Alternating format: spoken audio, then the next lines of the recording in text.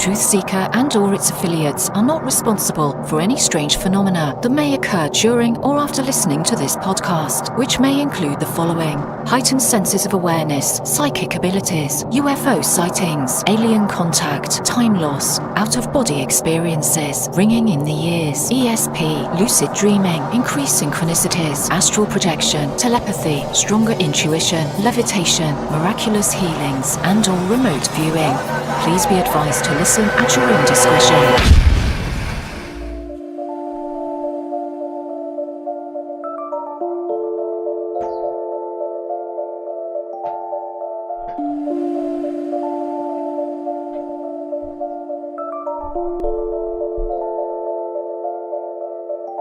Won't you come and take me away? I just wanna be with you. Won't you come and take me away?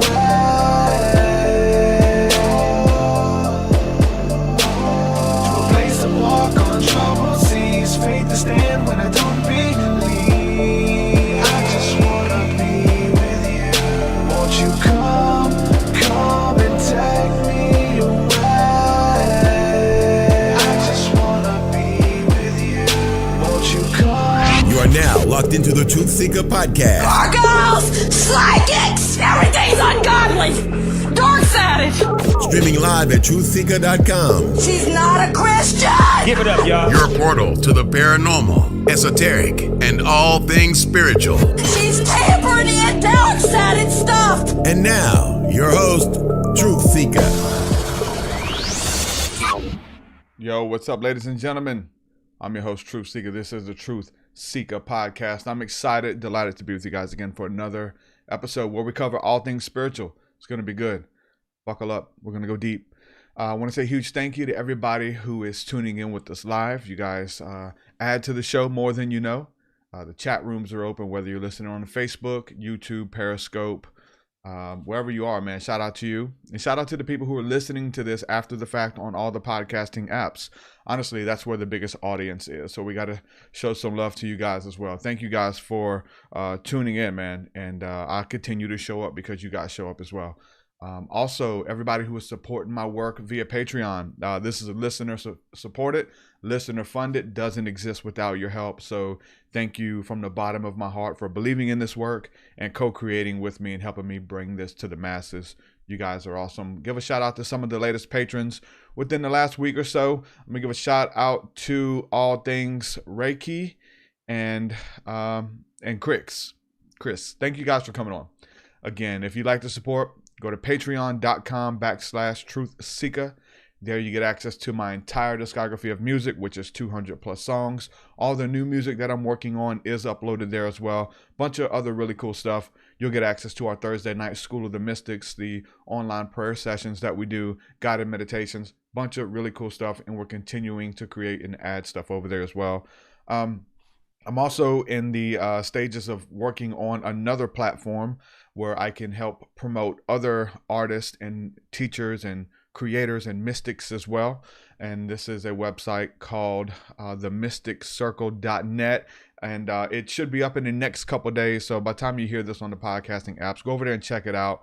I'm going to be having all of my stuff there, but a bunch of my friends who I believe in and honor their journey and their work, their stuff will be there as well. So you got big plans for that. Monthly webinars, live streams, a bunch of really cool stuff where we're doing stuff pretty much every night of the week. So themysticcircle.net, get ready for that. We have a retreat coming up. The retreat is May the 1st. This is the Reset, Refresh, and Renew retreat here in Mobile, Alabama. They've been beautiful. I've enjoyed every single one that we've done, and I feel like they keep getting better and better and better. If you'd like to be a part of that, we only have like 8 beds. I think we got 4 or 5 left. Go to TruthSeekah.com and get your ticket for that. That'll be May the 1st. We also are about to launch the Path of the Healer program part 2. For those of you who were not able to get in on the first one and want to be a part of it, everything is at TruthSeekah.com. There's also a concert coming up. We're doing a concert here in Mobile, Alabama. All the updates, everything. Just go to TruthSeekah.com, browse all that stuff, and yeah, I'd love to see you. We're going to meet in person this year. That's what we're doing. So check it out. A bunch of really cool stuff. We're going to go ahead and jump into today's discussion. My guest today, if you're into spirituality, if you've been on YouTube, if you've been browsing the web, you've probably seen his work. And if you haven't yet, you're in for a treat. He has over 157,000 subscribers on YouTube, on his channel, and millions upon millions of people have viewed his videos. It's next level. It's amazing. They're really simple. My friend today, Hans Wilhelm. Hans, welcome to the TruthSeekah podcast, my friend. How are you? Very well. Thank you so much. Boy, you are busy. You have a lot on your plate to deal with. I do. Yeah, I do. I need to double myself, and so teach somebody to help me or train them how to do it. So for sure. Man, I appreciate your work, and have found your work early on. It's beautiful. And hopefully, I know there's already a bunch of people who are familiar with your work as well, but we want to turn some new people onto it. And your videos, the explainer videos that you have at, what is it, the lifeexplained.com or lifeexplained.com. I want to get into some of those videos. You touch on everything spiritual, all things spiritual. I feel like there's nothing that you haven't covered yet. But I want to ask you some questions about spirituality and stuff. And I want to cover the genesis for you, and how did you get into this? But and we'll cover some of that in a little bit. But just starting off, if you want to do a quick intro, just to let people who don't know who you are and what you bring to the table, just to do a quick intro, we'll start there. Good. Well, my normal profession is to be a writer, illustrator for many, many books. And I never really thought of sharing my spiritual side to the world as such. But several years ago, my father was dying and I was by his side, and he did not believe in life after death. So he was very comfortable with that. But as he was lying there, I told him, I says, just in case you might continue living, these are the things you most likely will experience. And he just smiled, and then a few days later, he died. I totally forgot about this. It was only 5 years later when I was at a book signing, and there was a medium, and came right up to me and says, your father just came in here, and he wanted to thank you for having told him what to expect. He said, he is now working at the place where they receive all the souls dying, the arriving souls, and he sees the utter confusion of souls. They are not even believing that they are dead. And he says, would I please share this material either in books or whatever? And so I am a writer of books, and I saw spiritual books are not really the hottest sellers. So I thought, what do I do to really connect with people? And I remember when I was young and there was nothing like the internet, I thought, let's go to YouTube. At that time, the youth in America and the world were on YouTube. Today, they're probably on hip hop. But at that time, it was on YouTube. So I said, let me make short YouTube videos, because basically, I'm not only a writer, but I'm an illustrator. So what I'm doing is I'm illustrating the spiritual laws. And I will give you an example. If I, for instance, verbally tell you that when we create a soul burden, let's say a sin, and we hurt somebody, then that is stored in our soul, in our body, in the person we hurt, in the akashic records, and in the repository planets, and they come back to us. That is very abstract. But if I, for instance, show you in my illustrations, like, for instance, this is us, and we are here now hurting someone else, that action against the law of love is then stored in our soul, in our body, in the genes, in the soul of the person we hurt, in the akashic records which surrounds our planet, as well as in the repository planets. And in the repository planets, they constantly are moving. And when they are ready to download it, it comes back to us as what the East calls karma, but Christ calls them the sowing and reaping. Basically, we are sowing what we have reaped. This is the law of karma, which Christ spoke very clearly about it. And that when you see this, as I showed you right now, it becomes much clearer. Yes. So whenever I have a problem, even with the spiritual laws, when I try to understand them, I draw them out for me, and suddenly it makes sense.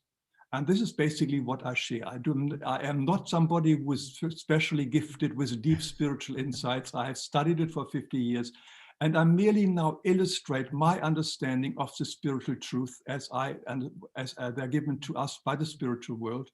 And this is what I share, and they seem to be resonating with a lot of people. That's in a nutshell the situation of why I do that. And it's all free. All these videos, they are short because our attention span is so short.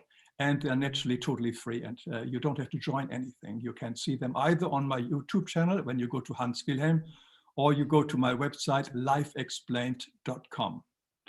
It's awesome. And it changes everything. There's different, like when someone's giving a lecture, but when you have things, even if it's really deep concepts, which a lot of this stuff I feel is really deep, next level supernatural stuff, when you have those pictures and the illustrations, it changes the game. It keeps us focused, like you said, with the short attention span. If I'm just listening to you and trying to imagine everything in my head, that's one thing. But when you're given a pictorial representation of what you're drawing, it really helps to stick in our minds. You do a great job with that. Spirit Science has also done that with cartoons and things like that. I had him on the show, and it really helps. And so that's the difference of just sharing this knowledge and talking, and you can retain it, but when you see it, it for some reason it helps to explain it a lot more if you're showing pictures or videos or illustrations and all of that stuff. So really awesome. I want to mention that I have no need to convince anybody. I merely offer the material. If somebody likes it, great. And if you don't like it, that's great too. So I have no missionary complex. I don't need to convince anybody. This is what I believe. I share it. If it works, fine. If it doesn't work, also fine. Now, have you ever been on that side where you were more trying to convince people and upset when people don't believe you? Did you start there?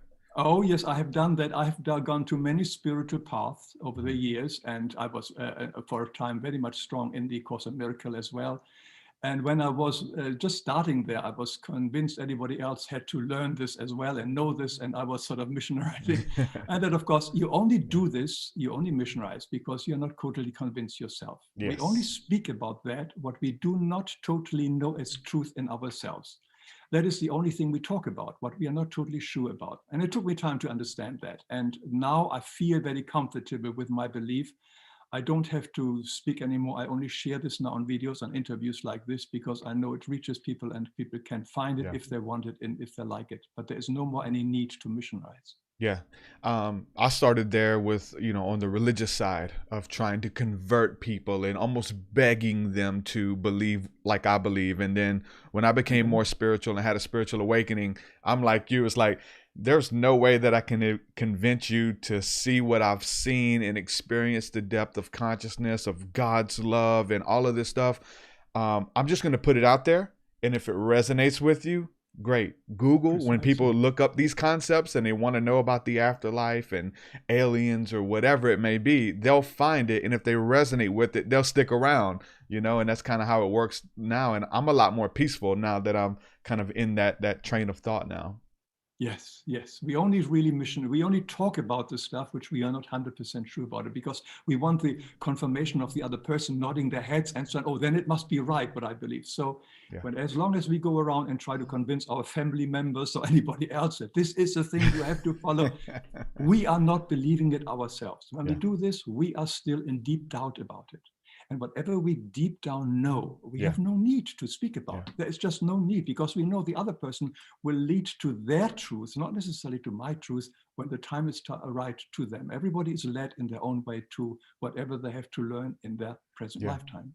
I noticed that as well. And I had to be honest with my own insecurities or my own doubts was the fact that, again, like if you can convert somebody over to your belief system, it made you feel like it was a little bit more valid or real because I'm not the only one who believes this. We have a whole religion of people who believe this, or we have a whole congregation, or I got 7 disciples that believe this. And it definitely catered to your own insecurity within this belief system. Precisely. And do we still deal with that? Do you still deal with that a little bit with doubts about the spirit world or wanting to hear stories about the afterlife and things? Or are you all in? Are you just all in? Because I feel like I'm all in, but I still have those, what ifs kind of scenarios. Let's put it that way. My higher self knows exactly about it. I don't think I need to search anything. I know, look, my intellect and knowledge, I know so many things to do to walk this path. I don't have a lifetime long enough to really know actualize everything. what I know. So that's where the one problem is. But there's also my ego, my intellect, which always likes to have a good story to hear from, let's say, as you said, alien or whatever it is. It's sort of, there's a part of me which always wants to be entertained with these things. But deep down, knowing is enough there for me to really work my whole lifetime through. So I'm a student of the path. I'm not a master, and I'm not even a teacher. I'm merely an illustrator. Yeah. And so for me, there is a lot to do still. I have no doubts about the path is right for me. And I think that is at the moment works for me. And that's what I'll share. That's good. You know, they say that if you really believe something and you truly understand it, you should be able to explain it to a 6-year-old, to a child. Einstein, your illustrations, you know, help adults as well, not just children, but you also write children's books that have really deep spiritual meanings in them as well. Do you want to talk about your children's books that you write as well? Because I just watched, you have the books and you do the illustration and the voiceover. You do it all. Yeah. Yes, I've got a lot of books. I think I've published over 200 books. So I've got lots of them. Most of them are actually children's books. And some of them are spiritual books, like the Waldo series and so on, which I now put in little videos, and they are also on my website. This is basically the same truth, but just a bit watered down. And as you said correctly, Einstein said at the beginning, if you cannot explain it to a 6-year-old, you probably haven't understood it yourself. And that's exactly how I actually approach also my videos. And I know from the emails I receive from parents, they share these videos with their children, and very young children, and they get it because they are not polluted yet with religious teachings. They know intuitively that there is a God, there is this life force, there is this love, and so on. They knew it, and it's just only over time we start to feel we doubt it, and we sort of develop our ego and so on, and then we are in all the mess we are in. Yeah. But young children have a much closer connection to the divine than we have as an adults. Yeah, that's good. You know, I kind of do that as well with my illustration. I found out because I do the podcast, and this is just like long form discussion, and it has a certain amount of people that listen and appeals to certain understanding. You can't really do two things you could do two things at once and listen to a podcast. You could put it on in the background and go cook dinner or something. But when you have an illustration, it really needs your undivided attention, so they're getting and retaining all the information. So I found out with the podcast, it's one thing, but I've created a couple videos. I don't have a lot, but I'll use videos. So if I'm speaking of God's love or, you know, going into meditation, I'll take a video clip. I don't draw it out. I have video clips of someone meditating. Or if I'm speaking about Jesus, I'll have a clip of Jesus or whatever come in. And those videos perform way better than just a talking head. Yes, definitely. Yeah, visually, as you said, it focuses us better to stay with it. Otherwise, our mind wanders so quickly. Yeah. So I think I need to double down on those and keep doing them. They perform way better, reaching a lot more people.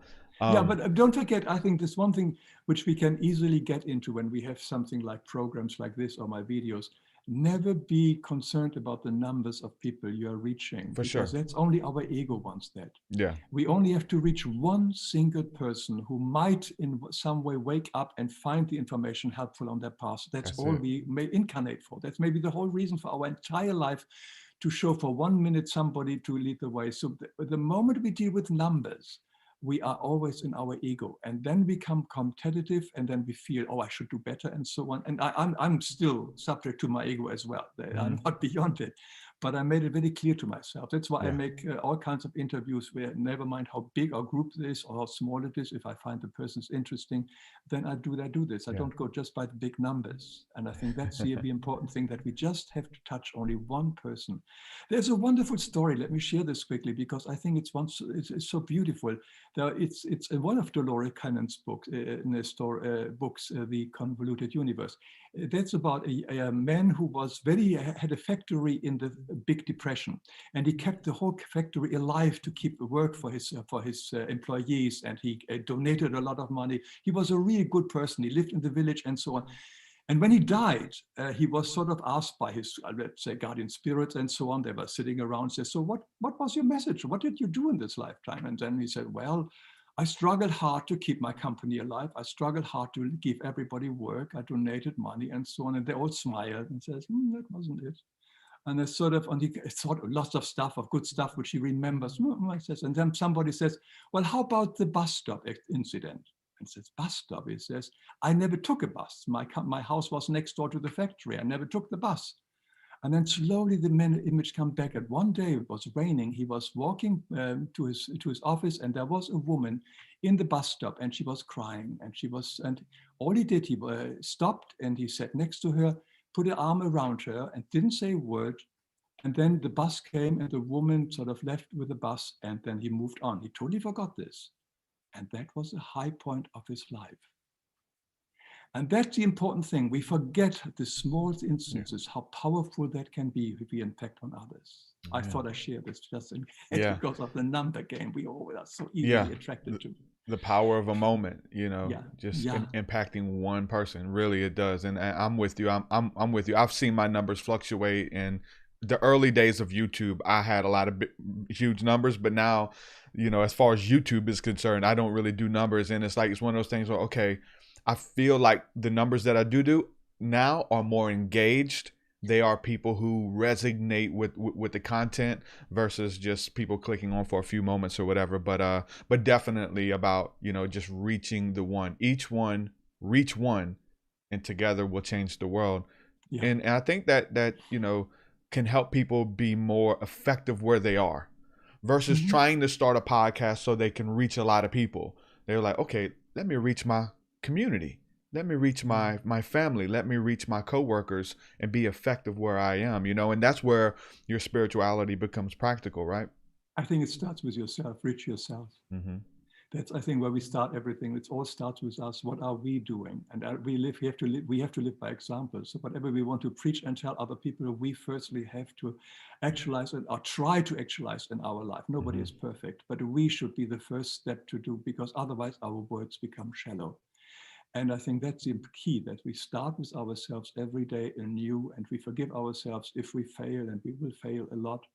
But we continue to be the example for ourselves and hopefully for somebody else. But I think the key element is the only person we can change is in ourselves. Yeah, that's good. And I'm sure you're familiar with the poem about changing the world. I just did a TikTok on it, but it's about the man who tried to change the world, and he wasn't successful with changing the world at the end of his life.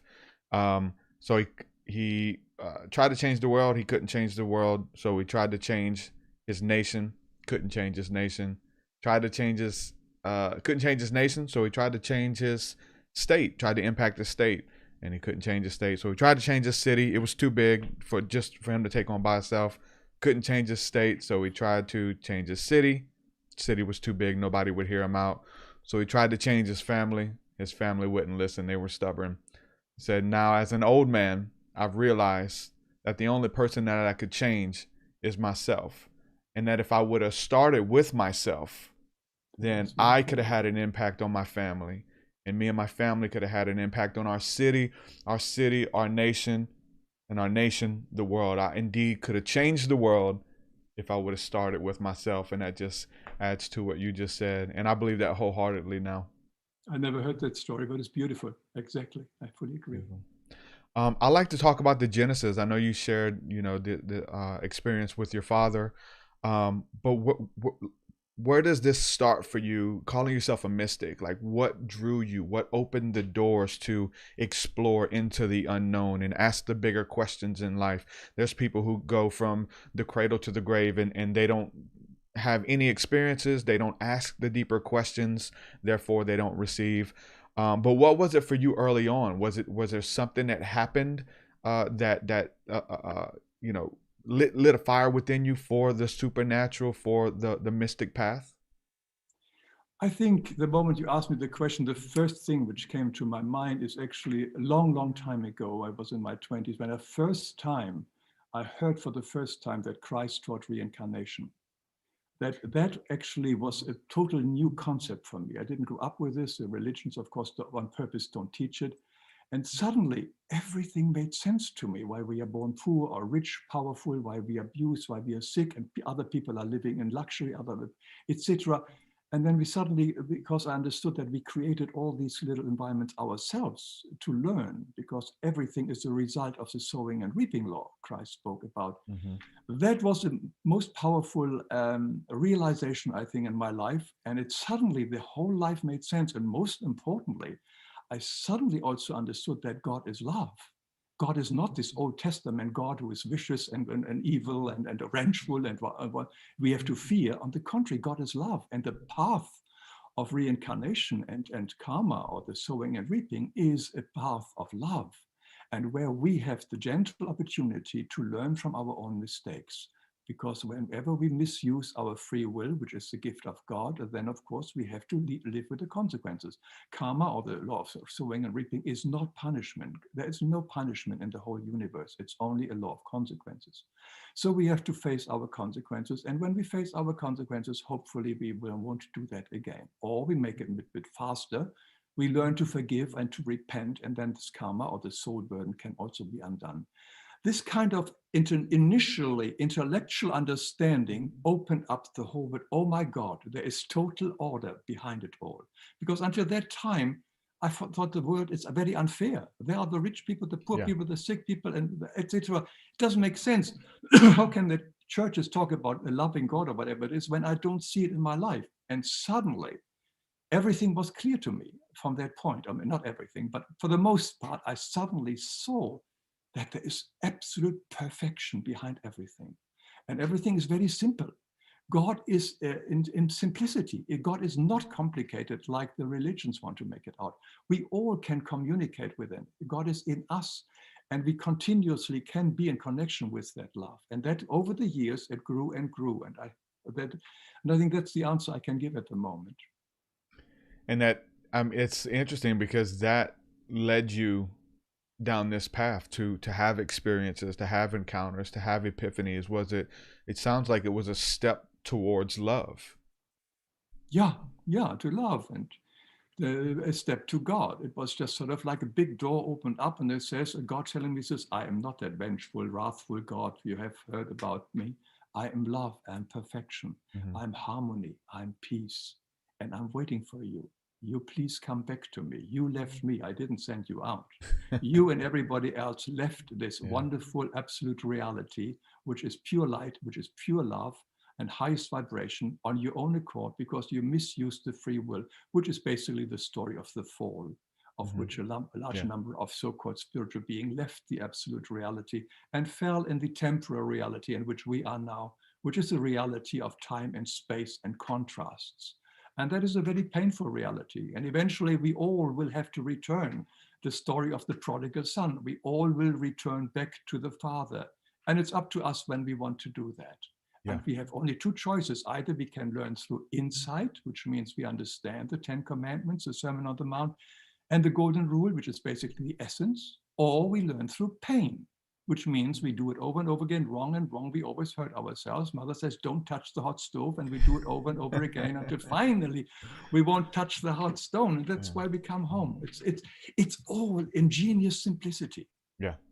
I'm in love with those stories in the Bible. I'm a student of the scriptures, and I know that they all are.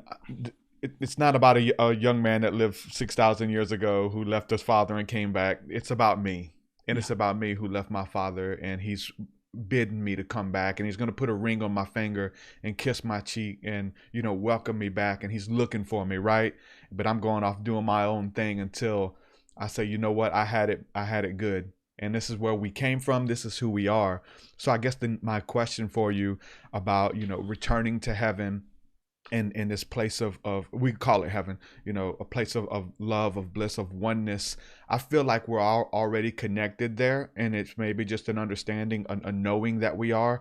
Do you feel that connection, that bliss, that peace, that oneness? Maybe we could call it an ecstatic encounter. For me, that is the mystic path, is to go deeper into that, to experience it, to bring it into this reality of love, of hope, of joy, through meditation, through music, through illustration, all of those things. Do you feel this connection with the Creator and all sentient life as well? Off and on. That's the answer. I wish I could do it all the time. Yeah. Yes, Good. and mostly through the meditation, and Yeah. then I can reach that peaceful, harmonious, and calm spot, which is because God said, "I am within you." The kingdom of God is not Yes. somewhere out in space somewhere. It is in us. We all have God and Christ in us. We are the temple of the whole paradise, and when we go within, we can reach it and connect with it. The outer world is nothing but a reflection of our still unresolved issues. And then to wake up, we have the outer world, the world of contrast I mentioned earlier, the Maya, they call it in the East, Yeah. or the reality, Matrix. the temporal reality, the matrix, or whatever it is.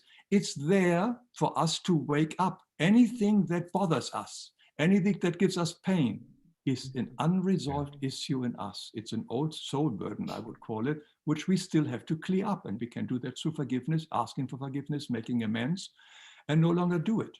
But the real life is in us. And the more we connect with this, and meditation is one way, and being calm, being quiet, is a lot of these ways we can stay in this for a long time. And I had some wonderful long periods. And then there are other periods where I'm totally busy with the outer world, when I lose the connection and I'm totally frazzled and said, oh my God.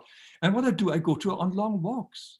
And what I do as well is, if you can do it, speak loud to yourself. Remind yourself and let the voice come. I think that is very important, to calm yourself down and remind yourself of who you are. We forget who we are. We are a child of God. Yeah. And when we remind ourselves of it, even verbally loud, that can have a major effect on us and bring us back into peace and into harmony. Yeah. I really enjoy both sides of it, you know, our divinity and our humanity, like this experience, this incarnation that we get to experience here on earth. I feel like where we're going in heaven, it's not like this. There's not physical matter. I don't have hair. You know what I'm saying? Like it's essence, it's spirit, it's ether. And so just to be present and thankful that we haven't, you know, we can claim ourselves, we can breathe air, we can taste food, we can hug a loved one, right? We can experience this life.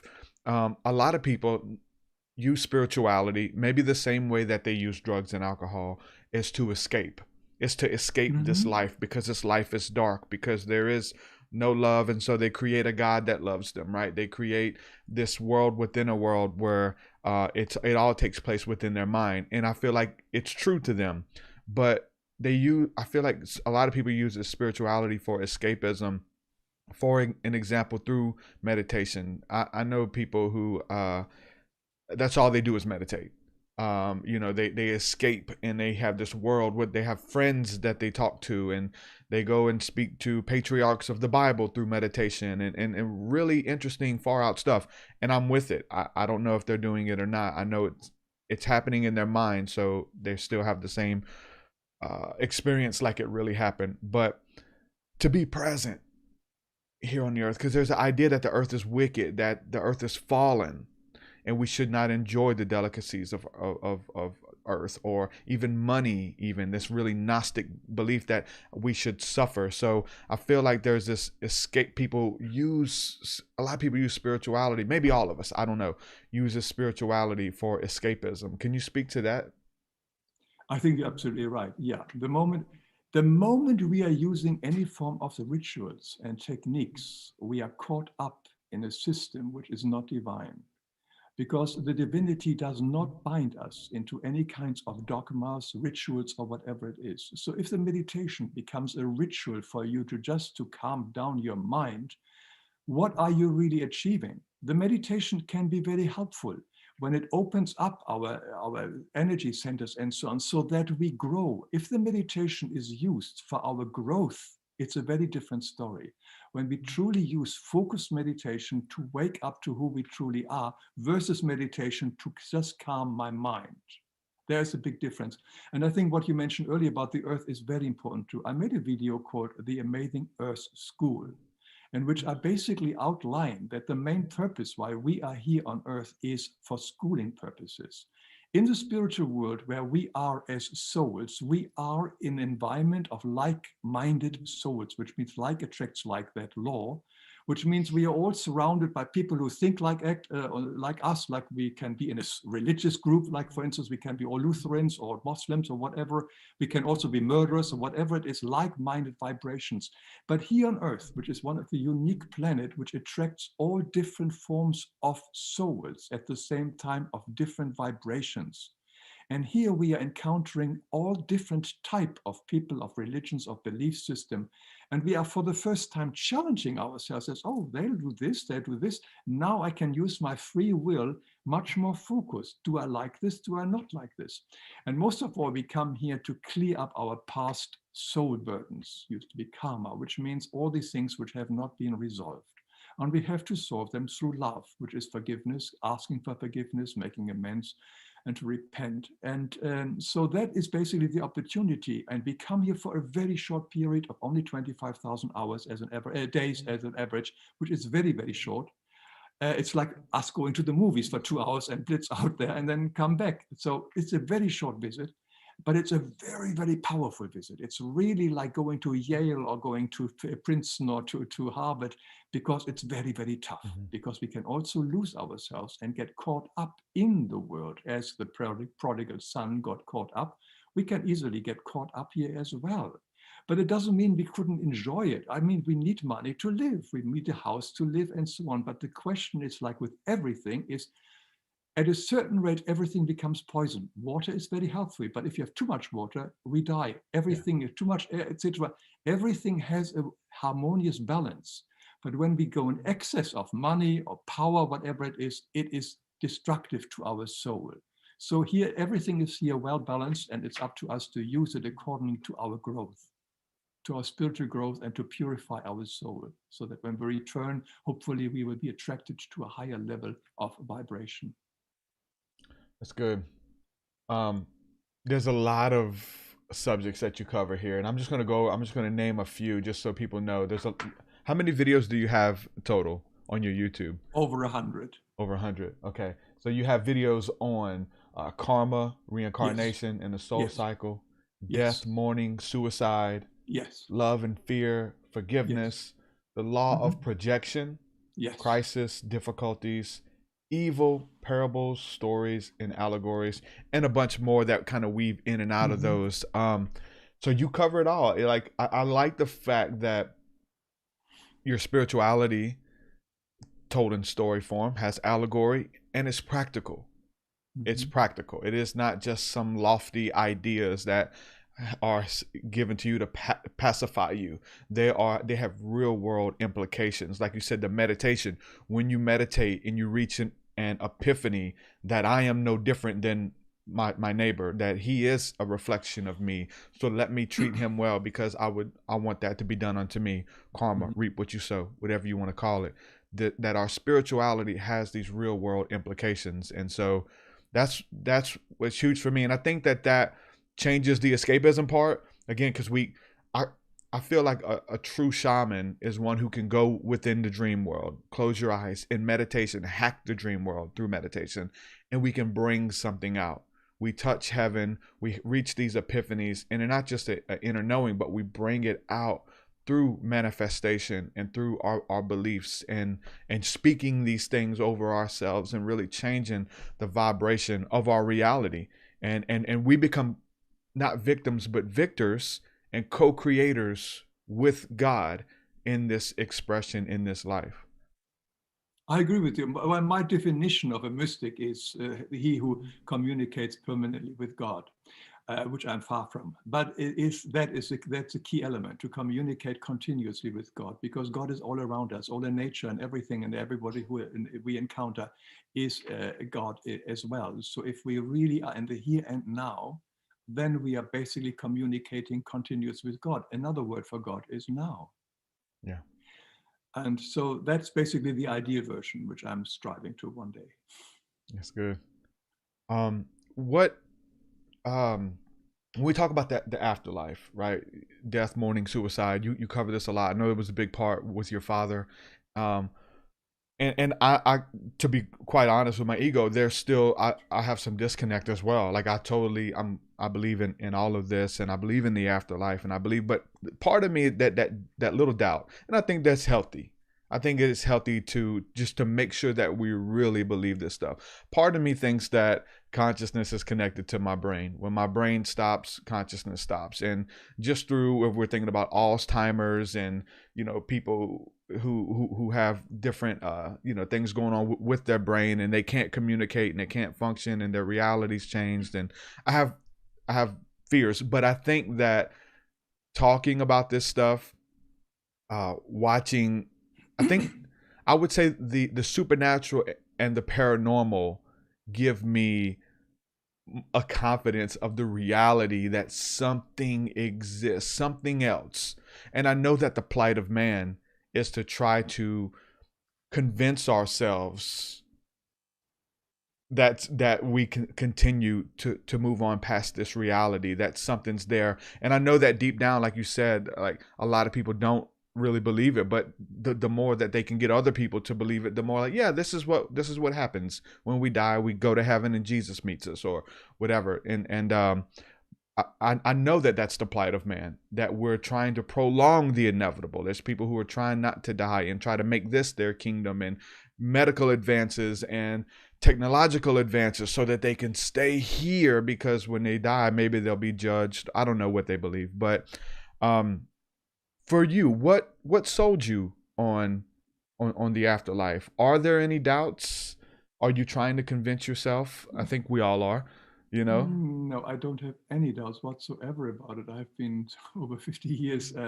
I've got so many instances where people communicated with the other side and whatever it is, and information, even myself, although I do not promote the idea that we should connect with our ancestors or anybody on the other side. I think they have got their own work to do. Leave them alone. But if they come on their own willing, like my father did, it's a different story. But leave them alone, because we have to do our work and they have to do their work. They are not done with their work, and only because they died doesn't mean that they're necessarily brighter or cleverer. No, we die exactly as stupid as we are here. We are on the other side too. So if we want to have advice from the other side, don't rely on your grandfather from the other side. He made it. So forget about this. No, but I feel it's a simple understanding. How I understand it. There's Einstein said, there's only energy and vibration. This is all our universe, the universe, all existence is vibration. Even the matter which we are sitting on, the chair we are sitting on, is not existing. It's all vibration. It's all energy and vibration. And another word for it is consciousness. We do not have consciousness, we are consciousness. This energy is intelligence, and we can call it God. Out of this are you created and we are created. We are basically light being created out this, what the spiritual call the light ether, which is basically that energy, that light. So we are energy.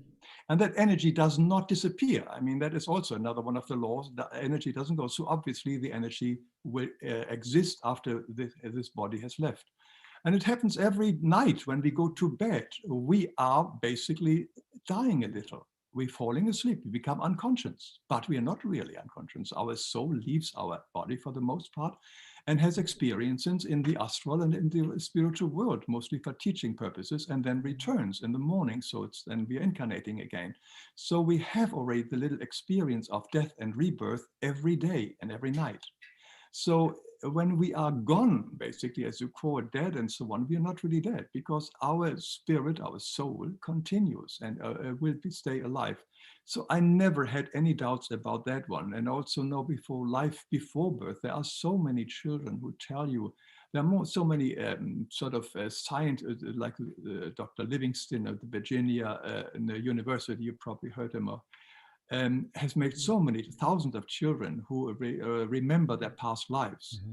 I mean, little children have no need to lie or to make up stories. So they tell the very clear stories with definite references of who they were before and who their parents were.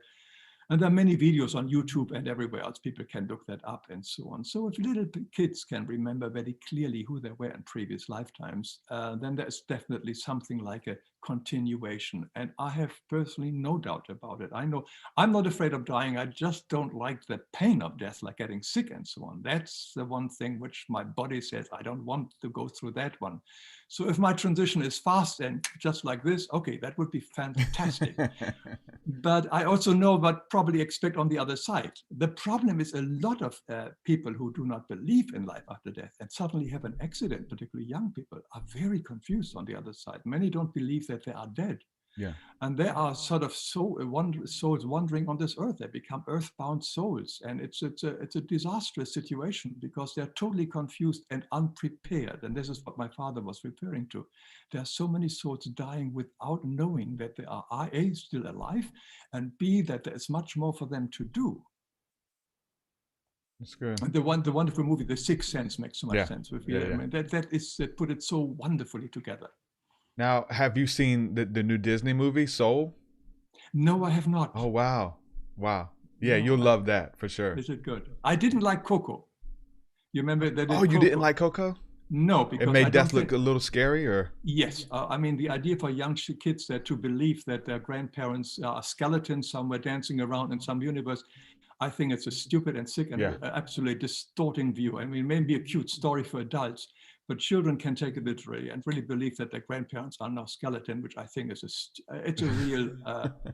I'm very critical about that. Not everything Disney does is clever and good. And there one before about the emotions I didn't like either.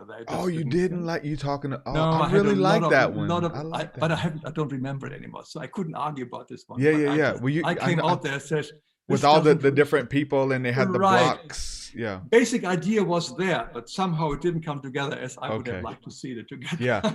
It's one of those, obviously, with illustration, that it pulls you in. And I felt I felt that I need to be more mindful, that I need to be more present with and more intentional with my time. That movie, as well as the Adam Sandler movie Click. Do you remember that one? No, I haven't seen that. Oh, you got to watch that one too. He has this remote where he can rewind and go back in time and relive memories with this remote. You got to watch that one. Adam Sandler's Click, for sure. And but yeah, I mean, so there's a critique of two that you didn't like. Give me. And you mentioned The Sixth Sense. Give me another one that you like, whether it be from Disney or whoever, that really leads you. There's a good one, a Brazilian one, Astral City. It's a very good one. It's dubbed. No, it's not dubbed. It's with subtitles. Astral City. So it comes to my mind. Of course, was that a small budget movie that they? No, it was. Well, it was a big. It's a slow movie, but it's based on channeling done by a Brazilian guy, very famous man whose name escapes me now. And basically it tells one reality which makes total sense to me. It's not, there are many different ways when we die and what happens on the other side. It's not everybody dies differently and has a different death experience, but this is just one of them. And it makes a lot of sense what he puts in that one. What other great movies? I like The Others, which was with Nicole Kidman. That was very powerful as well. Then, of course, Ghost, that old movie. Yeah. In many ways, it's absolutely perfectly correct, even with the evil and intention and so on, and the power and so on. That is a stunning, well done spiritual movie. Yeah. And oh my God, there are so many others. I don't have a. Well, it just shows you the power of illustration and film and movie and sharing that. And for me, like, I really like those movies that take you on a roller coaster ride, something that has a little bit of all of it. You know, you can watch a film and it just has one thing to take away from it, and it's just a comedy. You just laugh the whole time. But maybe even on the Adam Sandler movie that I'm talking about, it is a comedy, but you're thinking about eternity. You're thinking about life. It takes you on a roller coaster, right? And you feel all of these emotions while you're watching this film. So I really love that. I like to do that with my music, and I know that you do that with your illustrations as well. Right. Communicate these really deep essences, and even with your children's stuff. And I think many of us, even in the spiritual community, overlook like some of the the old story stuff, like Mother Goose and was it Aesop's Fable and the Ugly Duckling. When we revisit those now, there is profound wisdom in these old nursery rhymes that we forgot about. Oh, don't forget the fairy tales. The fairy tales are very powerful. They are basically most powerful soul food, I call them, and because we understand them from a different level, and they never were meant for children. They were usually shared for adults, because some of them pretty racy. Yeah, and but they're now for children to understand, and they're just beautiful because they do deal with these archetypes and our constant problems and situations, and it's powerful. I made a video on fairy tales and how powerful they are for us, and to share them and to read them again with our new adult understanding. We will look at them very differently. Yeah, you seem I would say you seem, but you sound like you follow more of a Christian path. Were you ever a Christian? Do you hold the Bible? Oh yeah, I was. And I grew up in a, well, no, my parents were not really religious, so I just did not really have any religious upbringing. But the moment ever I did Edgar Cayce in my early 20s, of course, it was Christian. And now all the material I share is material from Christ as he shares it today with people in Germany at the moment. So they're all books which I mention on my website, which people can read. I only give a little glimpse of it. It's up to the viewer to go further, and if they want to research. Definitely, Christ is for me the Redeemer and the one, but I am very careful about the Bible, because there is a lot of good stuff in the Bible. As I mentioned earlier, there are the 10 Commandments, there's a Sermon on the Mount, and the Golden Rule. But there is a lot of stuff which has been manipulated by the negative forces and by the organizations over the years. So anybody who feels they have to take it literally, every single word in the Bible, I think they may have major problems, because it just doesn't add up. Because we're seeing that for sure. Manipulated too much. Yeah. Take the essence, and don't take the word literally. I mean, God says it somewhere, even just take the meaning of the word. Yeah. And but even the how the demonic forces are changing today. The Bible is a very typical example. We take the 5th commandment, like "Thou shalt not kill," and they change it in the new Bible, and "Thou shalt not murder," which is a totally different interpretation, because this way they can lead you into war with other nations, because that's not murder. But with "Thou shalt not kill," that's a bit difficult, because Christ says, "He who takes the sword will be killed by the sword." So it's this constant change of the Bible over the years, and etc., makes me very hesitant. I went to the Bible as well. I studied it all, the whole Bible from the beginning to end. And then I try to forget most of it. That's the basic thing. Because the essence is in the 10 Commandments, the Sermon on the Mount, and in the Golden Rule. And if we live just by the Golden Rule alone, we would already live in paradise right now. Mm-hmm. Yeah, right. I mean, Jesus even told us that. He says, listen, everything, all the law, the commandments, all of the prophets, everything that you just read, let me sum it up for you. Love God, love your neighbor. Yeah. Everything's going to work out. You know, and if we would just do that, you know. Yeah, God is ingenious simplicity. I would say that. Go back to the simple. Don't make it complicated. If anybody thinks he has to study God or makes it complicated, run. I would say experience God, you know.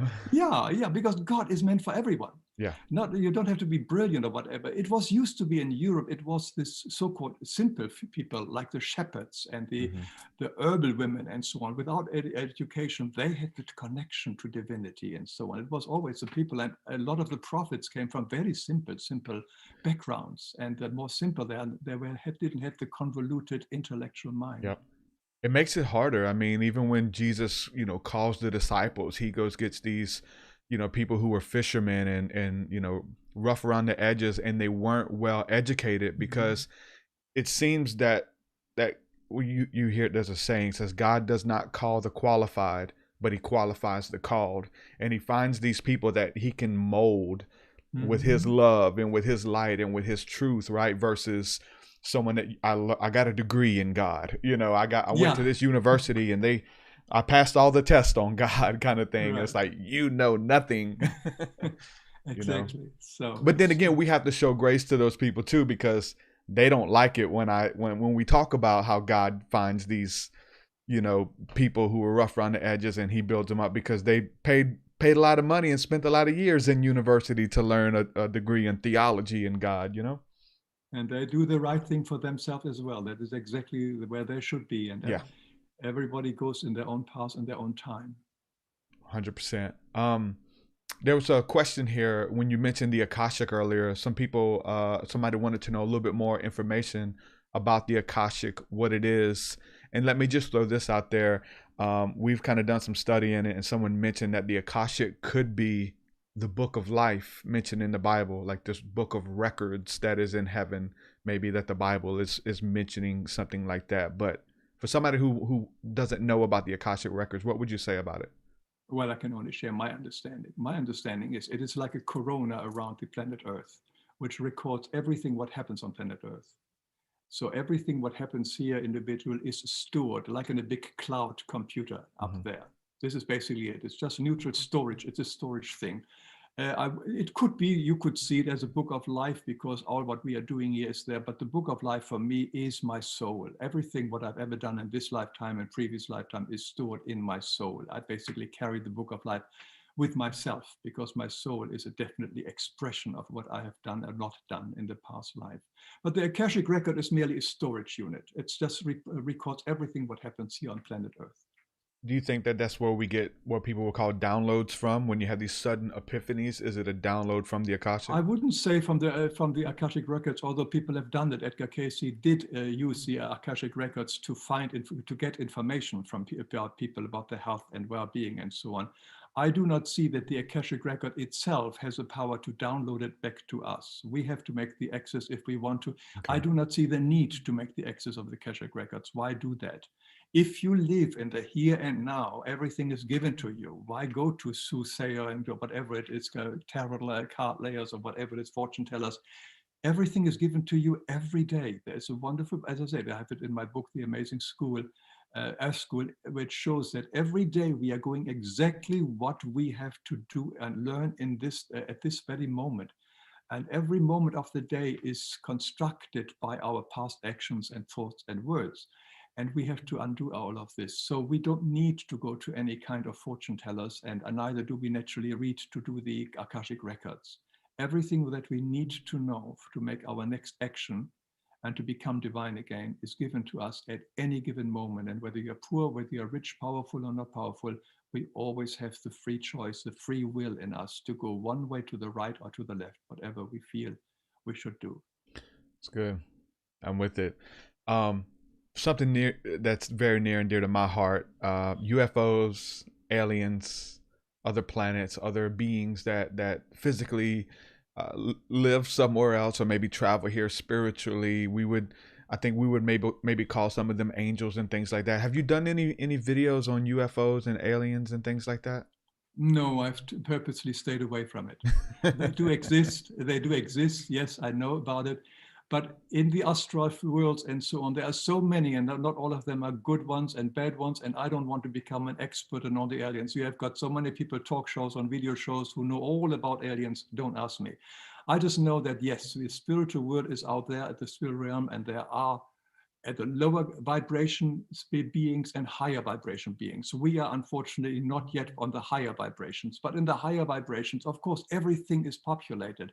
This universe, this relative reality is also populated with billions of souls. And they are, we can call them angels, and according to their level of evolvement on their way back to God, they are becoming more and more angel-like until they're finally half angels and then return as full angels, which is a complete spiritual being. And yes, they do live in very different societies than we do live. They do a lot of stuff we would never do. We are primitive compared to the way they live. I did a video on that one, the 12 points of how highly more evolved societies live. And I concentrate on that, but I do not spend time on aliens and whatever it is, because I don't need that. I've got so much else to do to take care of. I hear you. Yeah, it's definitely an interesting subject. And so what about I have a book called Spirit Realm, and I really teach what I call the sovereignty of God. And that means, just like you're saying, everything has its purpose. Every being, every situation, every circumstance, everything exists for a reason. And so I kind of teach what like we would call, some people would call demons, or a negative force that happens to you. It's uncomfortable. You don't like how it feels. Maybe a tragedy's evolved to it. Maybe, but I feel like, you know, the scripture says that pride cometh before a fall. And I feel like there are, we can get woo-woo with it, but spirits that are loose, that are assigned to a fall. Paul's thorn in the flesh, things like that. But everything exists for a reason. So even the demons, what we would call the demons, like they have a job to do. For every action, there's an equal or opposite reaction. If you do good deeds, there are, I feel like, higher vibrational beings that may be around you or accompany you. If you're living a life of debauchery, drug use, stealing, lying, cheating, then there are spirits that kind of accompany that type of lifestyle on the earth. Would you say that they're like, what we would call demons, they wouldn't call themselves demons, we'll say that, but they have a job to do, and it's very much in the order of how this realm works? I agree with you with the demons. I also agree that they are nothing else than brothers and sisters like you and me. They just have fallen much deeper in the temporal reality. And they really are now to a level where they no longer have the original strengths of God, the energy of God. And they now need to get that energy from us, from human beings. And that's why they became basically prana suckers. They use us for energy. And all our strifes, our fightings, our wars, and our anger, and whatever it is like energy. We call it lush energy, which is their feeding the material. It's their food. So they have a major interest in us to be upset, angry, depressed, whatever it is, because the moment we are going into these negative vibrations, we are oozing out that energy, which is food for them. So they can actually possess us. I made a video on the possession of spirit beings, of demons. I do not agree with you that so much that they have a purpose for us to do, because they are just using their own free will. They're abusing us. I don't think we necessarily are here to become a victim of these souls. I think we should stay away from them. It is up to us not to get involved with us, not to have these negativities in us and foster them in any ways. We attract them, of course, through our vibrations, through our thinking, words, and action. But we should stay away from them and let them be guided by the spiritual world. They do have their guardian angels. They do have the helpers from the spiritual world. Eventually, they will also return like you and me. Everybody will return. There is no eternal damnation. There is no eternal hell. So they will return as well in their time.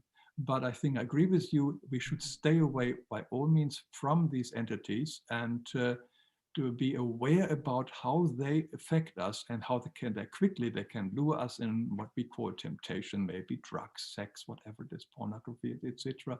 These are all energy losing activities, and the energy we lose is their food. Yeah.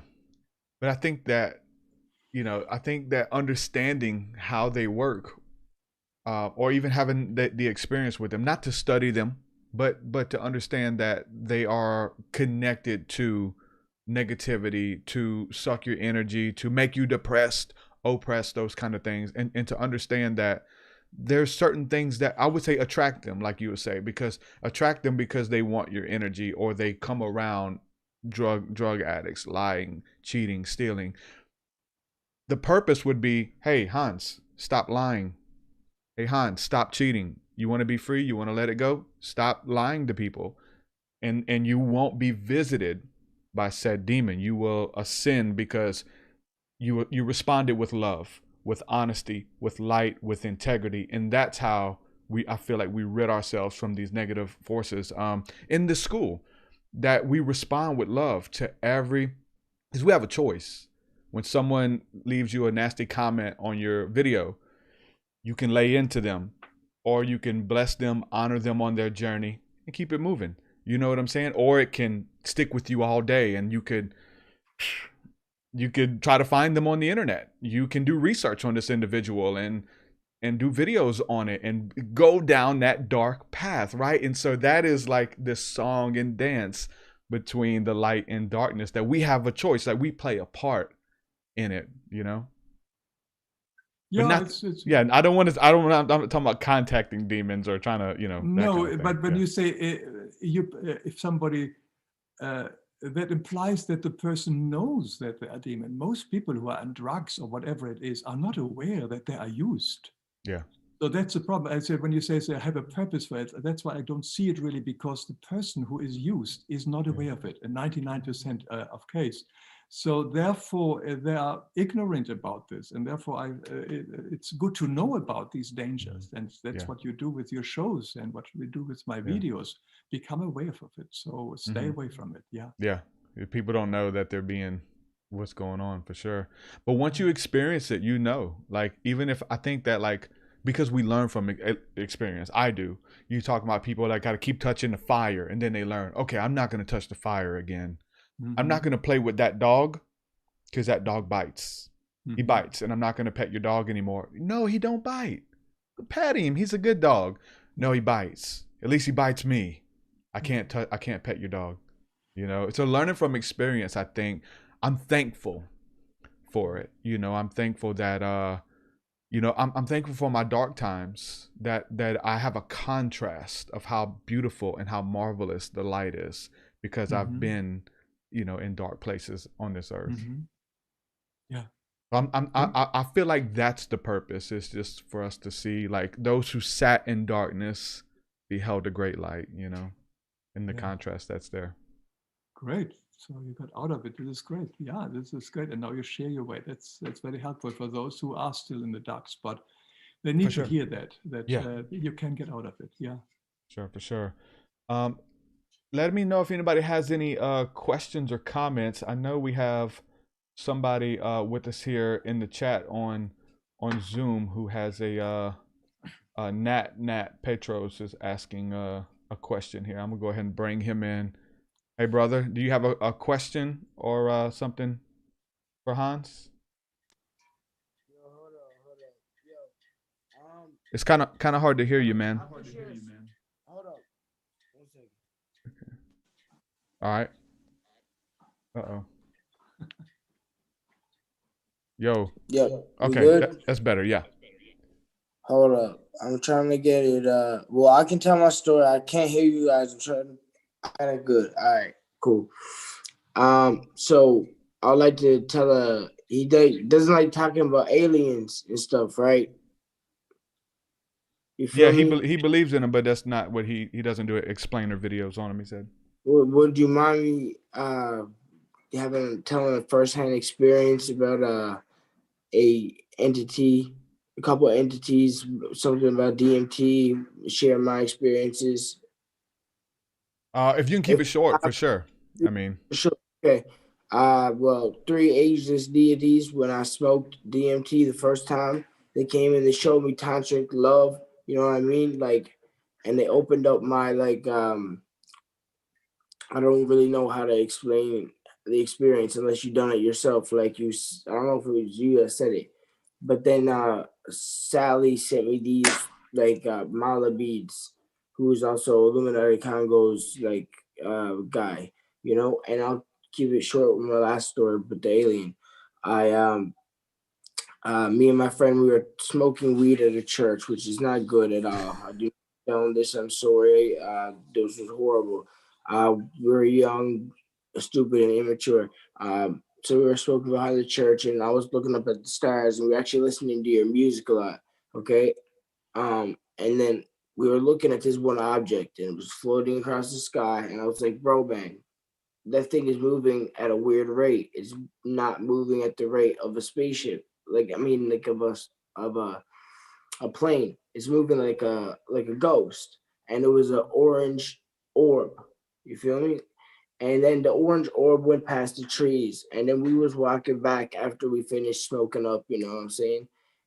I'm not trying to talk too hood in this, but anyway, after we were done smoking up, then the orb came directly above our heads on my dead man's ashes.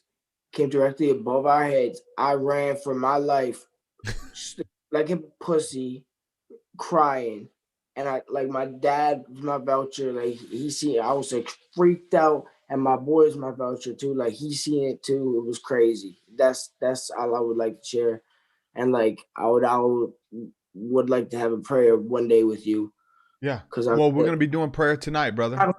you were just talking about demons and stuff and working with people, and you know what I mean, saying like maybe having relationships with, like, you know, I don't know if you know what I mean. Yeah, we'll be doing live prayer tonight, and Yeah. so definitely. I mean, you'll have the link on Patreon to join, and so we'll discuss these experiences with Hans. So, talking about the orb.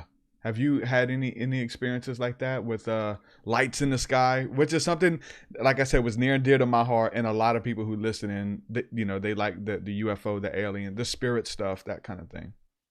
No, I do not have any of that. So I'm sorry, I can't really add anything to that. I'm sure he had a real experience in one way or the other. And no, I don't spend much time in that, because for me, it's God, and for me, the divinity, and it's all in me. And that's enough for me to deal with and work with. I don't have to do with all these books outside. I do believe they exist. Yes, it's all there. It's fine, but it's not where I spend my energies, because what can I really learn from them? That is my question. If they are still in a level of sending spaceships, they cannot be of extremely high evolution, because the higher you evolve, you don't need spaceships. You travel by thought. So any kind of society who still travels in spaceships or things like this is not necessarily of the highest level. That doesn't mean that they are not meaning well, but I'm just don't see the reason why I should interact with them when I can directly communicate with God or with Christ.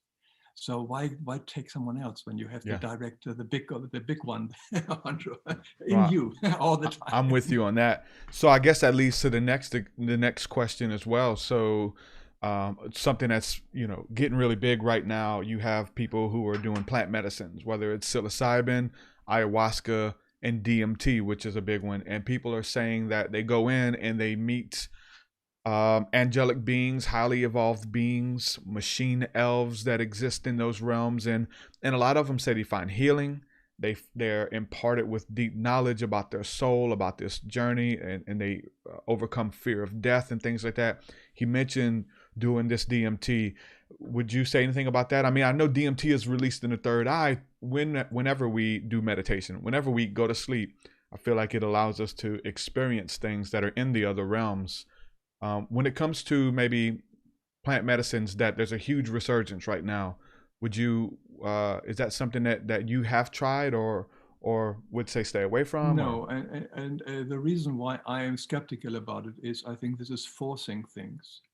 And you can force the spiritual path in some way, but what happened when you force an opening of third eyes, but your whole psyche isn't there? You're still a selfish, brutal cow who beats his wife and so on. You suddenly have the epitome of the third eyes. You don't jump immediately from being sort of a brutal person to become a highly evolved person. Your whole being has to follow, and it goes steps by steps, and it goes pretty slow as well. So when we force anything like this, and we ourselves are not quite on that level of awareness that we may reach, we have a discrepancy. And what I have seen with several of acquaintances and friends of myself who ever tried it, and this is only my personal experience, is they do very often afterwards fall in deep depression. Somehow they have connected some, which the depression wasn't there before to that extent, or very little. That's interesting you say that. And I says, this sounds to me exactly, there is a discrepancy about what they have experienced and who they are.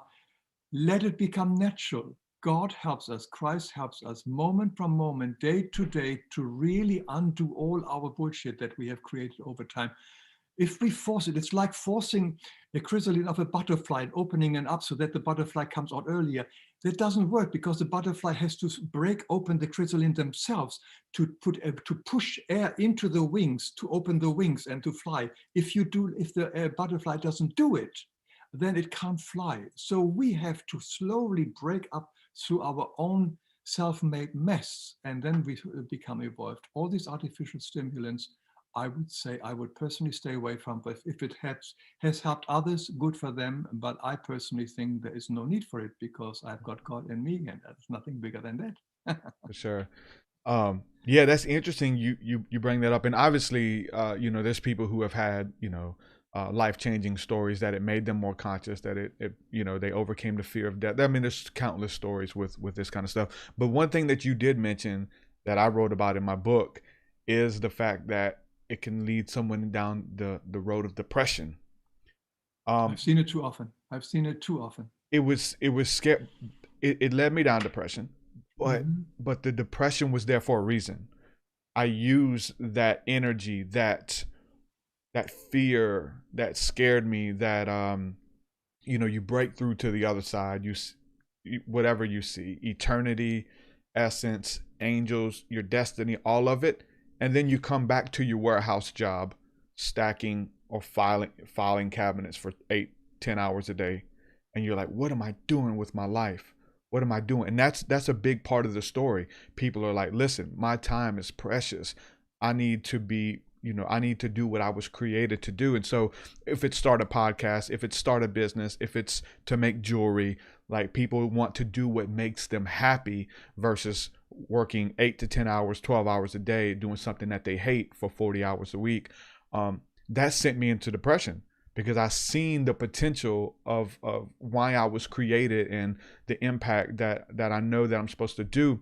But when I went back to clock in to work, I felt stuck. I seen all the potential, but then I felt stuck. But that depression, really, I sought God with tears. Is this what I'm supposed to do? Am I going to drive the truck the rest of my life? If I am, okay, I'll drive it and honor you in the truck. But I feel like I'm made for more. What is it? How do I get to it?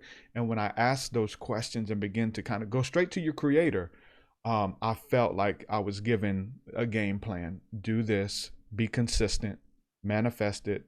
You can do it. Those kind of, just with your creator, the one who gave you the destiny, who writes your story. But yeah, the depression is something that a lot of people don't talk about. We just want to talk about the grandiose elves and aliens and all of this kind of stuff, but not about that gut-wrenching, because you got to do life. You have to come back to reality, or at least this reality, It's huge. Nothing to add. I mean, you're right. Good stuff. Well, man, I really enjoyed this talk, Hans, and I love your work. I love everything you're doing. We need to get some alien videos. I'm joking. Good stuff. There are man. many others on YouTube channel you can invite for that one. For sure. So what can we expect from you? Are you going to keep creating videos? Are there any more books coming out? What's coming down the pipeline for you? Both come, but I'm making videos as I go if anybody wants to subscribe to my newsletters once a month, comes out maybe with a new video, is welcome. Go to my website, lifeexplained.com. and look at these videos and go to the index, and you will find all the different videos grouped in according to your interests, and you will immediately find an e-video that you really might feel drawn to, and watch it and see whether it works for you. So I'm offering it, and I will keep offering it, and spread my light the way I can. Good stuff. Thank you. I really appreciate this talk, man. And I love and am honored by our conversation. And I've learned so much. And I love your spirit and the way that your love for the Creator and your love for Christ and that light that is within you comes out through your work. And I resonate with that so much. Thanks so much for hanging out with me, man. Thanks so much, sir. I appreciate that. We'll have to do it again, man. Thank you. Okay. Bye. Many blessings. Hans Wilhelm, ladies and gentlemen. Hans Wilhelm. Make sure you check out his site. Make sure you go to his site, or just check him out on YouTube. A lot of really good stuff that he brings to the table. You have to be able to explain it to a child, and he does that. His children's stories and illustrations are amazing as well. Everything that he does. But the power of art, the power of illustration, of drawing, of I'm a musician, but then on top of the being a musician, trying to articulate this stuff in the music, there's videos that come along with that, and like I said, I mean, my videos and not for the views, but obviously they resonate with more people because more people are sharing them, more people are watching them to the end. They are the videos of not just me talking for 2 hours to the camera. You know, it is what it is, but it is articulating the talking points throughout that and just maybe adding videos to it. And so the videos that I have done of Christ consciousness, of the third eye, and those other videos have you know, far outweigh the views and the watch time of the other stuff that I do, the presentations and the documentary. They're a little bit hard. I say a little bit harder to make. They're a lot harder to make. But there's a special connection that we have here, sharing with the live stream and sharing with of deep dialogue with long form conversation. So I really enjoy this too. So I would never give it up, but definitely tapping into giving you illustrations and pictures and videos and explanations. And obviously that's what I do with my art and stuff as well. So it'd be awesome for like, I was going to ask him, maybe I'll email him just about if he does any webinars or anything like that on how to tap in through not your intuition, but to use illustration and how to, whether it's drawing, whether it's through any form of creativity or videos or any of that, on how to communicate a message. Because if you've been doing it for this long and he's that good at it, there's things that you learn that you can pass on to other people. So that would be awesome too, to do like a how-to on how to do that. Because man, you got to make it easy. You got to make it so that other people can understand it. So hope y'all enjoyed this episode. I really did. I love his videos. Make sure you go watch them, like all of them. They're really good. He's drawing it like on a whiteboard the whole time as he's explaining this stuff. He's drawing it out, and he does a really good job at it. So make sure that you go check out his channel. With that, I'm gonna say peace and shalom, man. Thank you guys for hanging out with me. Again, all of you guys who are partners with me on Patreon, thank you. I'm trying to take it to the next level. I'm essentially developing a social media platform that kind of does more than the Patreon. There's instant messaging. It's just a lot more interactive. And so I'm trying to develop that right now. And that's where I've been the last few weeks or whatever. So you haven't seen much new stuff come out as far as I've been doing some music. So there's been some music, but anything else for the courses and stuff like that. Once I wrap my head around that, hopefully within the next couple of days, if you want to go check the website out, it's themysticcircle.net. It is not like functional yet, but we're working on it. So my vision for that is huge. And I have a lot of really cool people in our community that I'm friends with, that I believe in, and I want to showcase their work. I want to showcase their courses, their podcasts, their live streams, all of it, so that we essentially function as a network of give you shows every night of the week, whether it's a show, whether it's a private hangout, all of that. You're going to get access to it all. It will be a membership site, and so to help pay for everything, but you're going to get a lot. There's going to be a lot that you get. And so I've been working very hard on that. So send prayers my way, because my mind is on administrative side and how to design this and create it and bring it to the table. So prayers needed. It's a lot of stuff. I wish that I could just keep creating and just dish this out and work with people. I've been trying, but it doesn't really work that way, especially when you see it happen in a certain way and have to create it yourself. If you want it, you got to do it. You know, you can't wait for somebody else to do it for you. So been working on that. Check it out. Again, we got our retreat coming up. We got another retreat. It's going to be awesome. We have the Path of the Healer, part 2, the second, not second rendition, but the second launch of that. And then we also have a concert for those of you who want to come.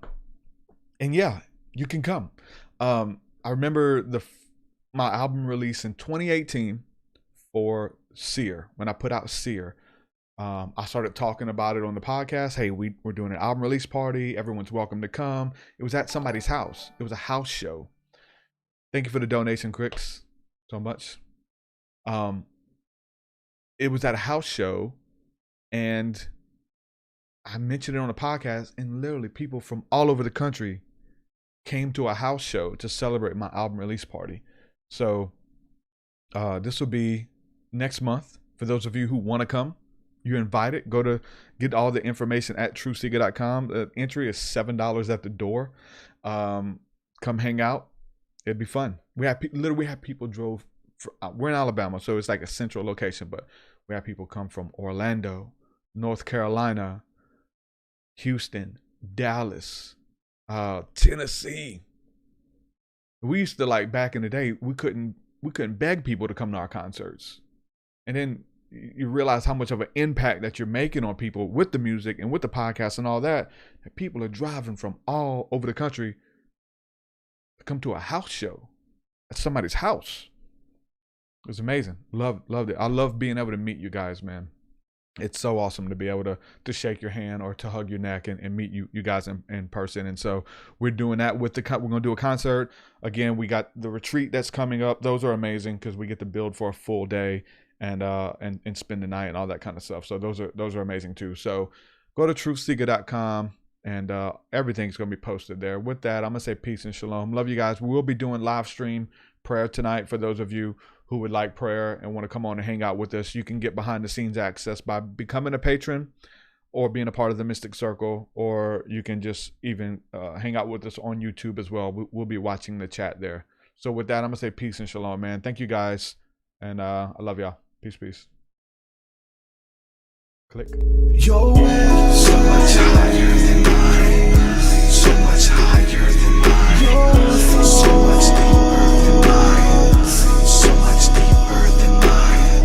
Well, that does it for this episode, folks. To hear more episodes of the TruthSeekah podcast, head over to TruthSeekah.com. And if you're wanting to support the show and get rewards, go to our Patreon page at patreon.com/TruthSeekah.